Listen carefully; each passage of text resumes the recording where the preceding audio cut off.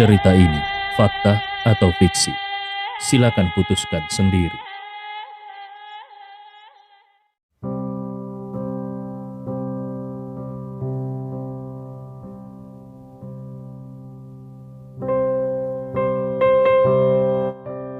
Namun, saat ini Novia memiliki Doni di belakangnya.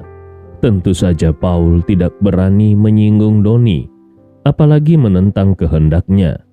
Jadi meskipun dia dipermalukan habis-habisan oleh Novia, dia tidak bisa menceraikan Novia. Kata-kata Carla yang langsung membuka luka di hatinya membuat Paul merasa wajahnya seperti dipukul 1000 kali. Nyonya Tama juga sangat marah. Dia adalah orang yang sombong, dan seumur hidupnya dia tidak pernah ingin melihat kehormatan keluarga Tama tercoreng. Sementara masalah yang ditimbulkan oleh Novia kali ini berbeda. Dia benar-benar mempermalukan keluarga Tama sepenuhnya. Yang lebih menyedihkan lagi adalah adanya video yang diunggah ke internet. Sekarang, seluruh keluarga Tama telah menjadi bahan tertawaan di kota ini. Namun bagaimanapun juga, Nyonya Tama tidak bisa menerima wanita tidak tahu malu seperti Carla berani mengejek keluarganya. Jadi dengan marah Nyonya Tama menunjuk Carla dan berteriak, "Carla, cepat lepaskan semua tank top merah itu, atau aku tidak akan segan-segan bertindak kepadamu." Carla mencibir, tank top merah ini semuanya aku beli dengan uangku sendiri. Di rumahku, aku bisa menggantungnya di mana saja sesukaku. Memangnya siapa kau sampai berani memerintahku? Kau benar-benar berpikir kau masih menjadi Nyonya Tama yang dulu? Dengar baik-baik, di rumahku sendiri jangan harap kau bisa memerintahku. Setelah berbicara, Carla dengan cepat menambahkan, "Kau sama sekali tidak mungkin dan tidak punya hak untuk masuk ke rumahku. Kalau kau terus berteriak di depan rumahku, aku akan menelpon polisi dan membiarkan mereka menangkapmu lagi." Begitu Nyonya Tama mendengar Carla ingin menelpon polisi untuk menangkapnya, dia marah sampai seluruh tubuhnya gemetar. Namun, meskipun marah, dia tidak bisa berbuat apa-apa. Kalau pemilik rumah tidak mau membukakan pintu, mereka tidak bisa memaksa masuk dan memukulnya, bukan? Itu adalah tindakan yang melanggar hukum. Kalau sampai polisi dipanggil, pasti mereka yang akan ditangkap, dan itu tidak menguntungkan. Saat ibu dan anak itu bingung, Carla mengambil tank top yang paling besar dan mengenakannya. Dia tersenyum sambil berkata, "Wah, lihatlah tank top merah ini.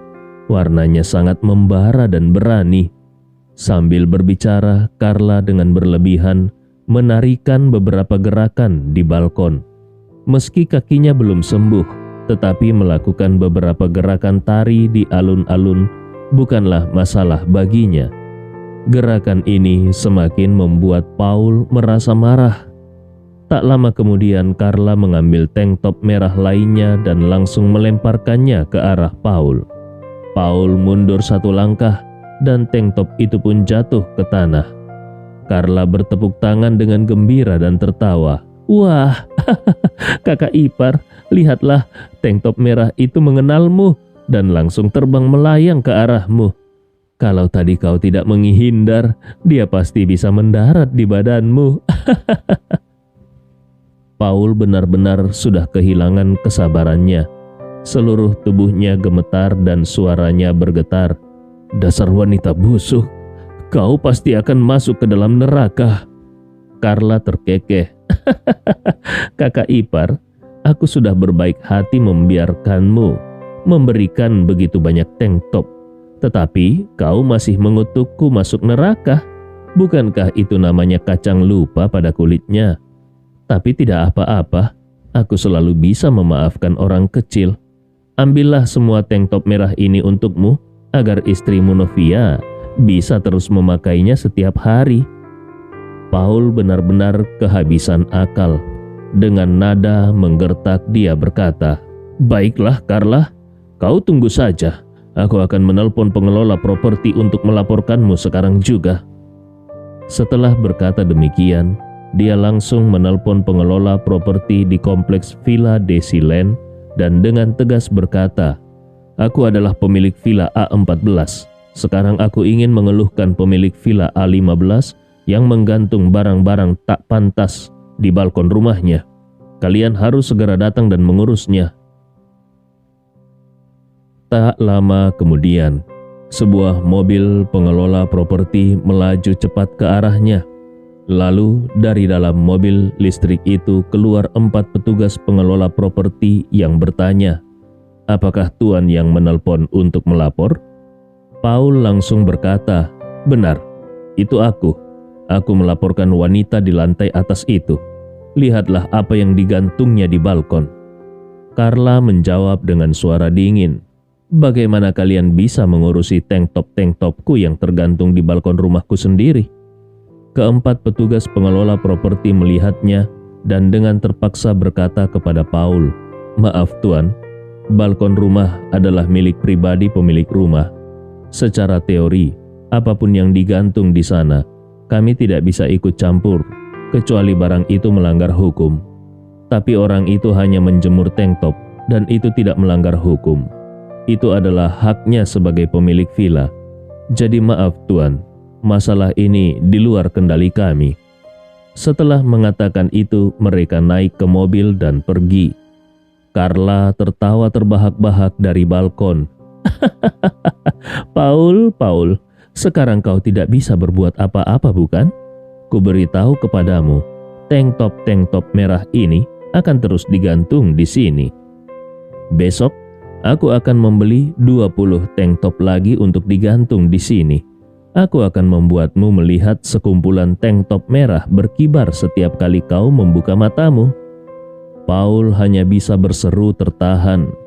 Paul dan Nyonya Tama dibuat marah sampai hampir gila oleh Carla. Tetapi mereka tidak berdaya menghadapi perilaku Carla. Keduanya berbalik dan pergi dengan marah. Setelah mereka kembali ke rumah, Basri dan Kasnah baru saja bangun tidur.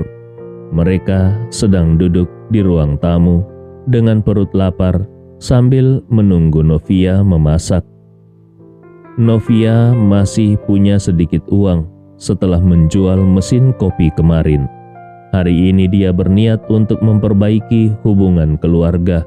Jadi dia sengaja menghabiskan uang untuk membeli banyak seafood dan bersiap-siap untuk membuat pesta seafood bagi keluarganya.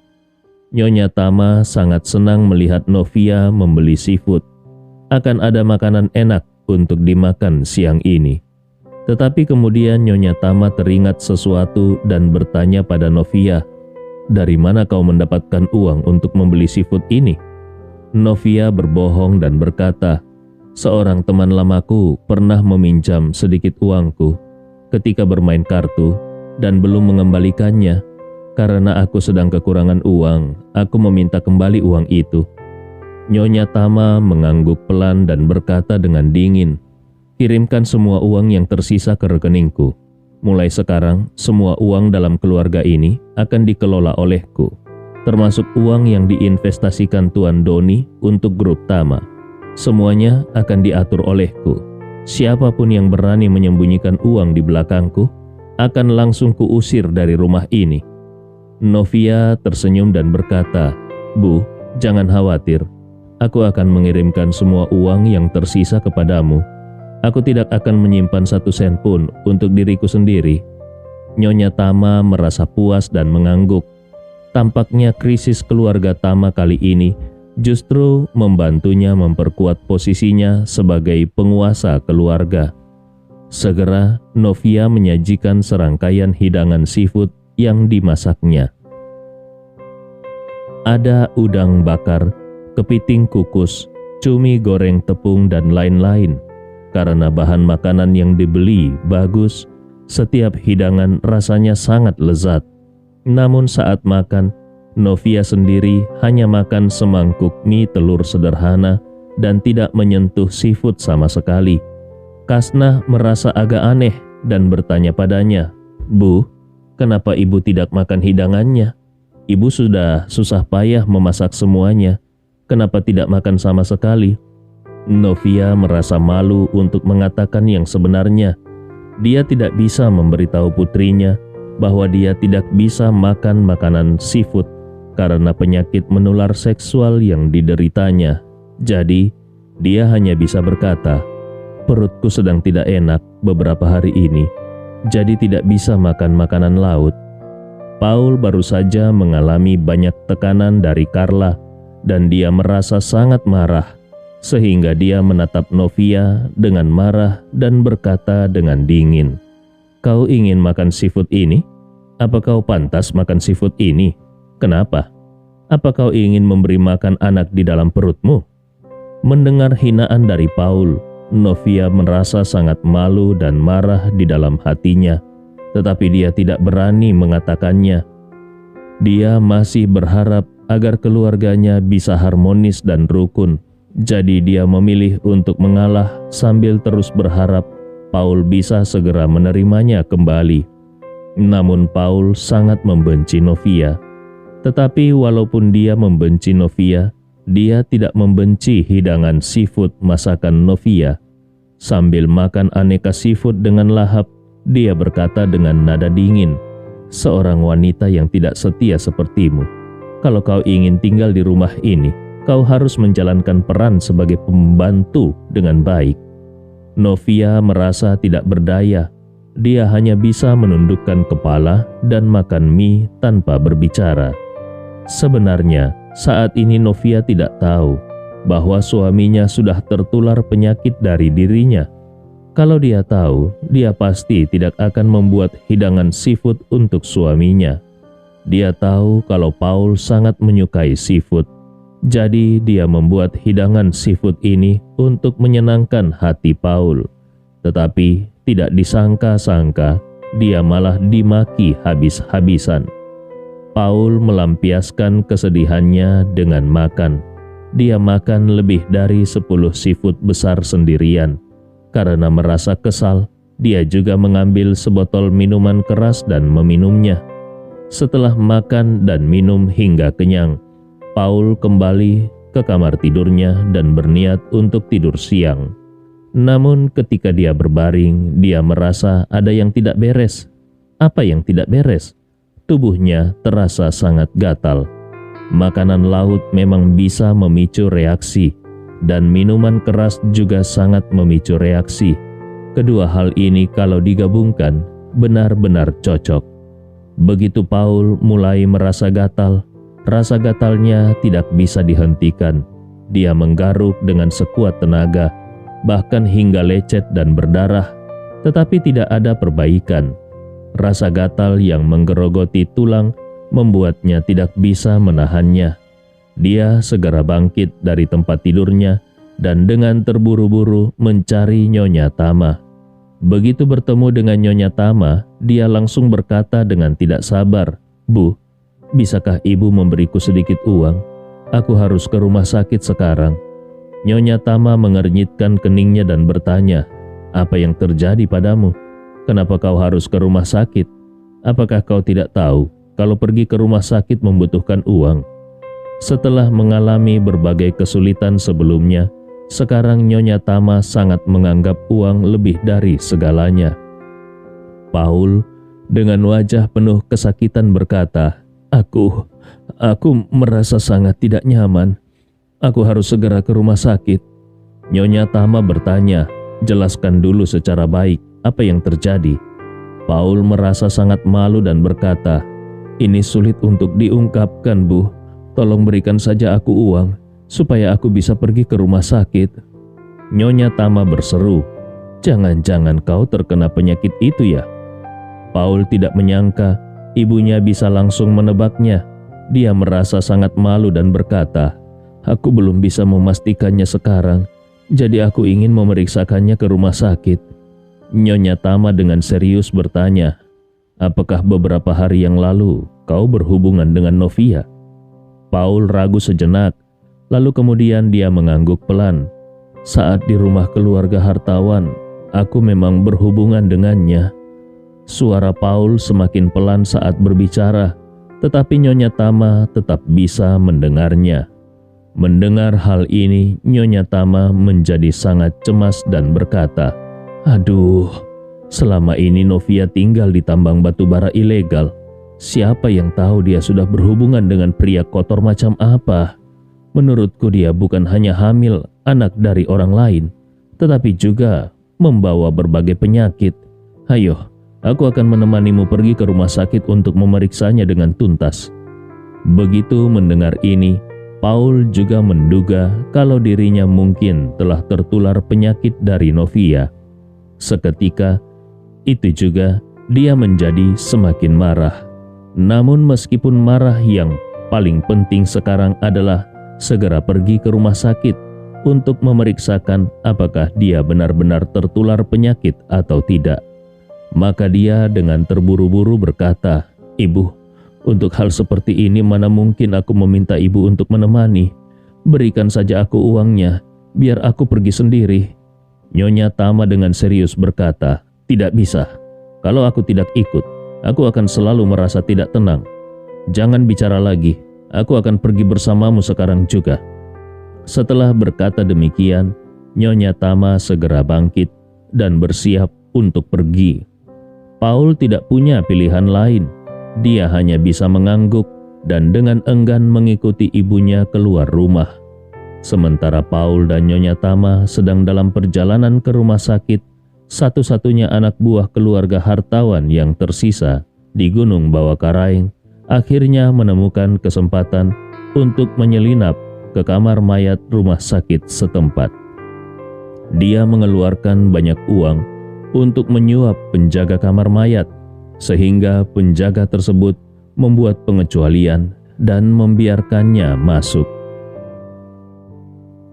Dia secara khusus meminta untuk melihat 8 orang yang meninggal akibat longsoran tanah di Gunung Bawakaraeng. Penjaga itu berkata kepadanya, "Kau bisa melihatnya, tetapi kau harus bersiap secara mental, karena ke-8 orang itu mati dengan sangat tragis." Anak buah keluarga hartawan mengangguk, dan penjaga pun membuka satu persatu laci tempat mayat disimpan. Saat kantong jenazah dibuka, anak buah keluarga hartawan itu terkejut bukan main. Meskipun kondisi kematian 8 petarung sejati memang sangat tragis, tetapi dia tetap bisa mengenali bahwa 8 mayat ini adalah 8 petarung sejati. Dia pun mengeluarkan ponsel, memotret mayat-mayat tersebut, dan mengirimkannya kepada Doni Hartawan. Saat ini, Doni sedang menunggu kabar dengan cemas. Meskipun di dalam hati keluarga hartawan sudah memastikan dan menganggap 8 petarung terbaik sudah tewas, tetapi mereka masih memiliki sedikit harapan.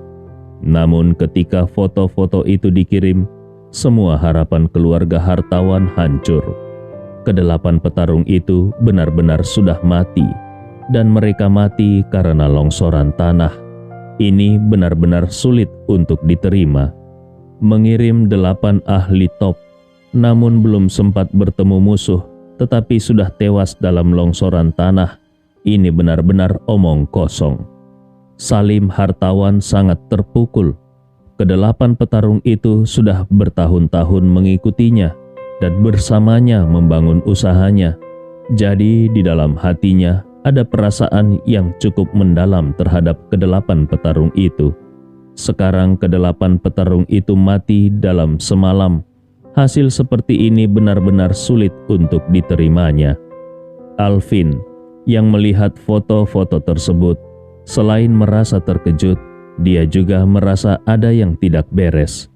Dia pun berkata, "Ayah, kakek, kenapa aku merasa banyak luka di tubuh ke-8 petarung ini yang tidak cocok? Kalau mereka ada di dalam mobil dan tertimpa longsoran tanah, maka luka di tubuh mereka seharusnya sebagian besar adalah luka akibat tekanan. Tetapi yang kulihat adalah luka mereka semuanya seperti luka akibat dipukul." Sambil berkata demikian, dia memperbesar foto lengan kanan Burhan dan berkata, Coba lihat lengan kanan Tuan Burhan ini. Sudah berlumuran darah dan daging. Ini tidak seperti luka akibat tekanan. Dan juga lengan kanan Raja Iblis Tinju Besi hampir sama dengan lengan Tuan Burhan. Tetapi orang yang lainnya tidak mengalami luka seperti itu di lengan mereka. Kalau mereka semua berada dalam mobil dan mengalami longsoran tanah yang menyebabkan setiap orang terluka, jenis luka mereka seharusnya serupa. Tidak seharusnya ada perbedaan sebesar ini. Mendengar perkataan Alvin, Salim beserta semua orang di keluarga hartawan menunjukkan ekspresi kaget yang ekstrim.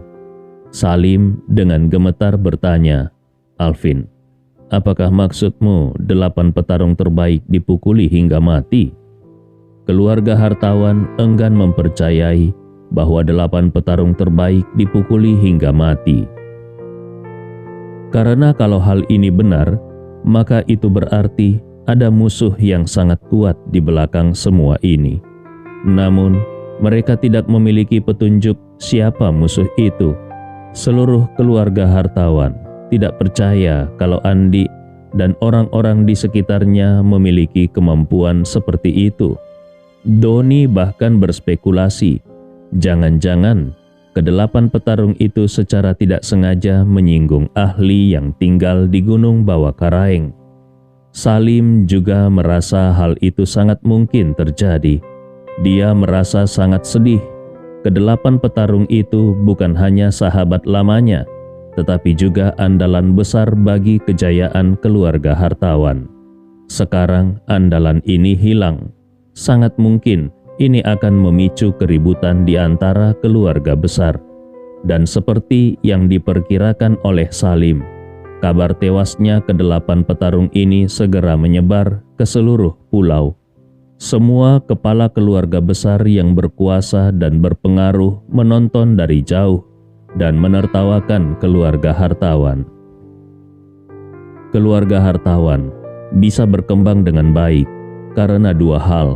Pertama, ketika Salim masih muda, dia berani dan cerdas. Dia menguasai dunia bisnis dan mendorong keluarga hartawan ke posisi saat ini. Yang kedua adalah karena adanya 8 petarung terbaik. 8 petarung terbaik ini adalah tangan kanan Salim dan juga senjata strategis keluarga hartawan untuk menakut-nakuti musuh. Siapapun dari mereka adalah kekuatan yang sangat berpengaruh.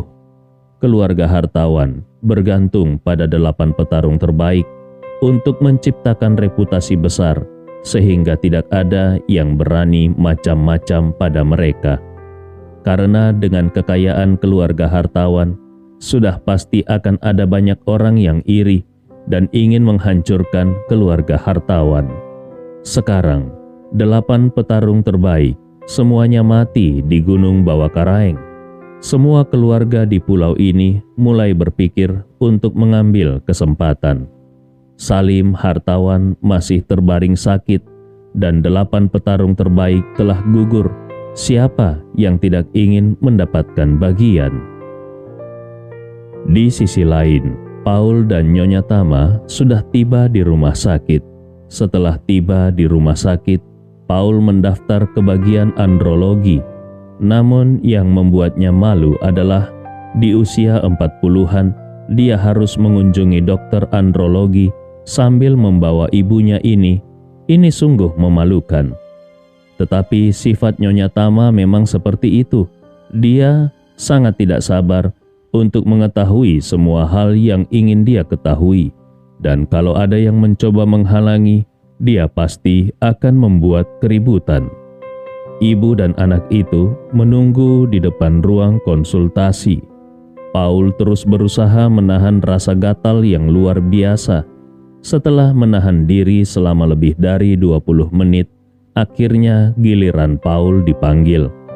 Paul pun berdiri dan berkata kepada Nyonya Tama, "Ibu, tunggu di luar ya, biar aku masuk sendiri." Nyonya Tama langsung berkata, "Tidak bisa, aku juga harus ikut masuk." Paul berkata dengan sangat malu, "Hal seperti ini, mana mungkin aku membawa ibu untuk bertemu dokter?" Nyonya Tama berkata dengan tegas, "Kenapa? Kau ingin menyembunyikan sesuatu dariku?" Paul segera berkata, "Tentu saja aku tidak akan menyembunyikannya dari ibu. Tetapi setelah masuk nanti, dokter harus memeriksaku. Melakukannya di depan ibu sungguh memalukan. Ibu tenang saja, hasil pemeriksaannya pasti akan kutunjukkan kepada ibu. Bagaimana menurut ibu?" Baru kemudian Nyonya Tama mengangguk dan berkata, "Semua hasil pemeriksaannya harus kulihat. Kalau kau berani menyembunyikannya, aku tidak akan memaafkanmu." Paul terus berjanji sambil bangkit menahan rasa gatal, lalu melangkah masuk ke ruang pemeriksaan. Di dalam ruang pemeriksaan, seorang dokter yang lebih tua darinya duduk di depan komputer. Ketika melihat Paul masuk, dokter itu bertanya, "Apa yang tidak nyaman?" Paul buru-buru berkata, "Dokter, bagian itu selalu terasa sangat gatal. Aku tidak tahu kenapa, jadi aku ingin dokter memeriksanya." Dokter itu sudah sering melihat kasus serupa, jadi dia mengangguk dan berkata, "Naiklah ke ranjang pemeriksaan dan turunkan celanamu." Meskipun merasa sedikit malu, Paul tetap menurunkan celananya dengan patuh. Dokter hanya melihat sekilas dan berseru, "Sepertinya kondisimu cukup serius. Apakah kau pernah pergi ke tempat-tempat seperti itu?" Paul sangat malu. Dia tidak pernah pergi ke tempat-tempat seperti itu. Dia hanya bersama istrinya, Novia. Namun dia berpikir sejenak, apakah maksud dokter, istrinya Novia, hampir sama seperti wanita di tempat-tempat seperti itu? Akhirnya dia hanya bisa berkata kepada dokter, "Dokter, aku tidak pernah pergi ke tempat-tempat seperti itu." Dokter tidak mempercayai kata-katanya, karena setiap pria yang datang dengan penyakit kelamin tidak akan mengakui bahwa mereka pergi ke tempat-tempat seperti itu. Jadi dokter itu berkata dengan tenang, "Sebagai sesama pria, ada banyak hal yang bisa ku mengerti. Pada usiamu, tidak jarang pria suka pergi ke tempat-tempat seperti itu. Tetapi aku masih ingin memberimu beberapa saran." Paul buru-buru berkata, "Silakan dokter." Dokter itu dengan tenang berkata, "Pertama, kalau kau pergi ke tempat-tempat seperti itu, pastikan untuk melindungi dirimu sendiri. Jangan sampai tidak menggunakan pelindung apapun." Paul hanya bisa mengangguk dan berkata, "Aku mengerti. Terima kasih dokter. Apakah ada lagi?" Dokter melanjutkan, "Selain itu, usahakan pergi ke tempat-tempat yang lebih besar, lebih resmi, dan lebih mewah. Banyak pekerja seks di pinggir jalan, harganya memang sangat murah, tetapi tubuh mereka membawa banyak penyakit menular secara seksual dan bakteri. Bisa jadi mereka juga memiliki HIV. Kau sudah berumur, demi menghemat sedikit uang, kau membuat dirimu menjadi seperti ini. Apakah itu sepadan?" Wajah Paul berubah menjadi merah. Bukankah ini berarti di mata dokter, Novia sama kotornya dengan pekerja seks pinggir jalan? Saat ini, dokter menatapnya dengan tatapan dalam dan berkata, "Lihatlah, demi menghemat sedikit uang, sekarang kau terkena banyak penyakit. Hanya untuk perawatan, kukira kau akan menghabiskan uang jutaan. Bukankah ini rugi?" Paul bertanya dengan ketakutan, "Dokter, sebenarnya apa penyakitku?" Dokter itu berkata, "Berdasarkan pengalamanku, kau pasti terkena gonore dan sifilis, karena ruam merah di tubuhmu sangat khas. Aku sudah bertahun-tahun menjadi dokter. Aku tidak mungkin salah." Mendengar nama dua penyakit ini, Paul merasa dunianya berputar dan dia hampir pingsan. Kurang ajar. Dalam mimpi pun dia tidak menyangka kalau Novia akan membawa begitu banyak penyakit. Pada saat ini dokter berkata lagi, "Kulihat di bagian itu kau sangat memiliki peradangan yang cukup serius. Kalau tidak segera diobati, sangat mungkin akan mempengaruhi prostat dan sistem reproduksimu. Jadi demi keamanan, aku akan memberikan rekomendasi beberapa tes. Segeralah lakukan dan setelah hasilnya keluar, kita akan melakukan perawatan yang tepat berdasarkan kondisimu." Sambil berkata demikian, dokter menghela nafas dan berkata lagi, "Sebenarnya, yang paling kukhawatirkan adalah HIV, karena sekarang masa inkubasi HIV cukup lama, jadi tidak bisa dideteksi dengan mata telanjang. Kalau terkena HIV, maka ini akan menjadi masalah seumur hidup." Paul benar-benar merasa hancur saat ini. Sejak Novia kembali, dia hanya berhubungan sekali dengan Novia. Dia tidak menyangka sekali saja sudah menularkan begitu banyak penyakit. Kalau bukan karena Doni mendukung Novia, dia pasti sudah menghajar Novia. Saat Paul keluar dari ruang dokter dengan membawa setumpuk formulir pemeriksaan, Nyonya Tama segera maju dan bertanya, "Apa kata dokter? Bagaimana kondisinya?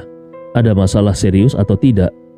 Sebenarnya Paul tidak ingin memberitahukan kepada Nyonya Tama, tetapi karena dia tahu nantinya Nyonya Tama pasti akan memeriksa semua hasil pemeriksaan, dia pun merasa tidak ada gunanya menyembunyikannya. Dengan wajah muram, dia berkata, "Dokter bilang kemungkinan besar aku terkena gonore dan sifilis. Ada juga beberapa infeksi, bahkan tidak menutup kemungkinan terkena HIV." Ketika Nyonya Tama mendengar ini, dia langsung menunjukkan ekspresi ketakutan dan secara refleks dia mundur beberapa langkah. Paul mengira Nyonya Tama terkejut dan hampir jatuh, jadi dia buru-buru ingin maju untuk membantunya. Namun siapa sangka Nyonya Tama dengan cepat mengibaskan tangannya dan berkata dengan ketakutan, "Jangan mendekat, jangan sentuh aku. HIV itu penyakit mematikan. Aku belum ingin mati." Wajah Paul menjadi sangat muram. Dia baru sadar kalau ibunya lebih takut akan tertular penyakit darinya. Sang ibu memang orang yang sangat realistis. Jadi dia hanya bisa menghela nafas dan berkata, "Bu, kalau begitu ibu tunggu saja di sini. Aku akan pergi untuk melakukan pemeriksaan sendiri." Nyonya Tama dengan cepat berkata, "Oh, aku sudah tua dan agak lelah. Sebaiknya aku pulang saja dulu. Kalau hasil pemeriksaannya sudah keluar, kau fotokan saja dan kirimkan melalui chat." Sebenarnya Nyonya Tama bukan merasa lelah, tetapi dia benar-benar ketakutan. Selama hidupnya, Nyonya Tama paling takut dengan kematian. Apapun yang berhubungan dengan kematian, atau sesuatu yang bisa membuatnya mati, atau mengurangi usianya, dia pasti akan menjauhinya. Sekarang, setelah dia mendengar kalau putra tertuanya kemungkinan menderita HIV, yang terpikir olehnya pertama kali adalah keselamatannya sendiri. Paul juga tahu bagaimana karakter ibunya. Dia hanya bisa menghela nafas dengan frustrasi, lalu berkata, "Tidak masalah kalau ibu ingin pulang, tetapi ibu harus memberiku uang. Kalau tidak, bagaimana aku bisa membayar biaya pemeriksaan? Dan kalau dokter memberikan resep obat, aku juga butuh uang untuk menebusnya." Sambil berjalan menuju pintu keluar, Nyonya Tama berkata tanpa menoleh, "Aku akan mentransfer uang ke rekeningmu. Kalau tidak cukup, beritahu saja." Setelah itu, dia langsung keluar dari ruang poli pria. Paul merasa sangat kesal. Ibunya yang satu ini, dalam situasi apapun, selalu begitu egois dan benar-benar mengecewakan. Namun masalah terpenting yang harus dia selesaikan saat ini adalah memastikan penyakit apa saja yang sudah dia derita. Gonore dan sifilis mungkin bukan masalah besar, paling-paling hanya akan memakan waktu dan dia harus menanggung rasa sakit dalam proses pengobatannya. Tetapi asalkan tidak terkena HIV, semua masalah bisa diatasi. Dia merasa kalau dia benar-benar terkena HIV, hidupnya sudah berakhir. Dia lebih baik pulang dan langsung membuat perhitungan dengan Novia. Paul menghabiskan sepanjang sore di rumah sakit. Setelah menjalani berbagai pemeriksaan, akhirnya dia mendapatkan hasil yang hampir sesuai dengan diagnosis awal dokter. Pertama, gonore dan sifilis sudah dipastikan positif. Kedua, infeksi saluran kemihnya sangat parah. Selain itu, ada beberapa luka lecet dan bernanah. Namun, beruntungnya dia tidak terkena HIV. Kemudian dokter segera menyiapkan rencana perawatan untuknya, yaitu siklus perawatan tahap pertama yang berlangsung selama 14 hari. Mulai hari ini, selama 14 hari ke depan, dia harus datang ke rumah sakit setiap hari untuk diinfus, dan setiap hari infusnya harus 5 hingga 6 botol. Paul segera bertanya, "Dokter, apakah obat hari ini bisa menghentikan gatalku? Aku sangat tersiksa dengan rasa gatal ini. Aku tidak tahu kenapa, semakin ku garuk, rasanya semakin gatal." Dokter berkata, "Penyakit seperti ini memang sangat gatal. Awalnya sudah luka, bernanah, dan meradang. Ditambah lagi lokasi penyakitnya di area sensitif, pasti sangat gatal. Tapi tenang saja, setelah diberi obat hari ini, rasa gatalnya akan sedikit mereda." Sambil berbicara, dokter berkata lagi, "Mulai sekarang, kau harus benar-benar menghindari makanan laut, makanan pedas, alkohol, dan rokok. Kalau tidak, besar kemungkinan penyakitnya akan semakin parah." Begitu mendengar ini, Paul langsung berkata kepada dokter, "Dokter, tadi siang aku makan sangat banyak seafood dan minum minuman keras. Apakah itu akan berdampak buruk?" Dokter langsung berkata dengan wajah serius, "Kau tidak sayang dengan nyawamu? Apakah kau tidak tahu kalau semua itu bisa memicu penyakit? Bahkan makan rumput laut saja, kau tidak boleh."